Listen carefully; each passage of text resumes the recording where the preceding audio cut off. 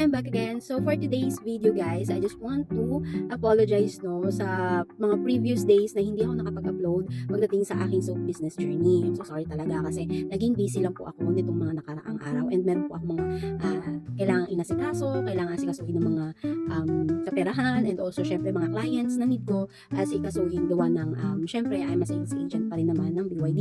So as for today guys, update ko lang kayo. Ako ay nag-uunti-unti na rin naman ng mga na mag-avail ng mga equipment regarding sa aking business na to.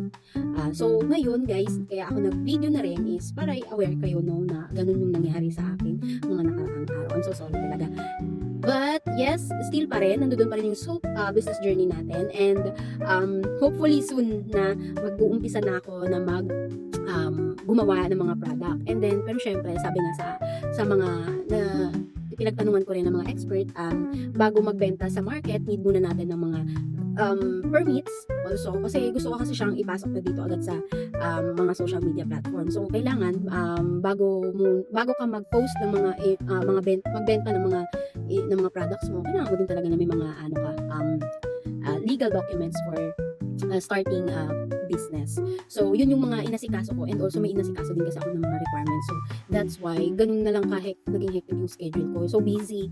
Pero, soon talaga guys, malapit na makakapag-produce na ako ng product sa market. Kaya, hopefully, maintindihan nyo rin po yung naging sitwasyon ko kasi na doble kasi yung, kumbaga para akong nag-double job bukod sa pag-sales agent, asikaso din ako sa soap business ko. So, ayun lang guys for today's video. Medyo maikli lang to kasi naka-duty din ako dito here at BYD silang sa Premier Plaza. Yun, meron kasi kaming display dito and then naka-mall duty din kasi ako. So, everyday din kaming nagjo-duty dito. Ayun. Kaya medyo naging busy ako tapos morning palagi ako. Kaya sa hapon, pag uuwi ako, wala na akong time na makapag-video pa ng mga sumunod. But still, syempre, active pa rin tayo sa social media. Nandoon pa rin naman yung hindi ako nawala sa pag-aaral ng mga ibebenta ko. And then actually, meron na akong pangalan sa unang-una kong sabon na gagawin. And then, yes, kailangan kong gawin muna yung artisan soap na yun kasi syempre may curing siya. May curing process siya na 4 to 6 weeks, di ba? Bago mo siya magamit. So, need ko muna gawin yun. And then, sunod is meron din akong glycerin soap. So, ayun. Regarding sa glycerin soap, alam nyo naman kung anong mga advantage and benefits yun sa skin natin. Panoorin nyo na lang din sa hindi pa nakakaalam sa aking previous video na what is glycerin soap. So, nandoon yun yung paliwanag kung bakit tayo dapat gumamit ng mga glycerin soap. And, yes, for the following days, guys, ito, medyo na setup ko na.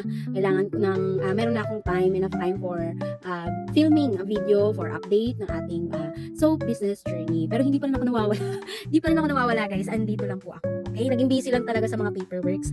Then, syempre mga legalities, kailangan natin siyang asikasuhin yan bago natin siyang ilabas yung product sa market. So, yun lang guys for today's video. Bye!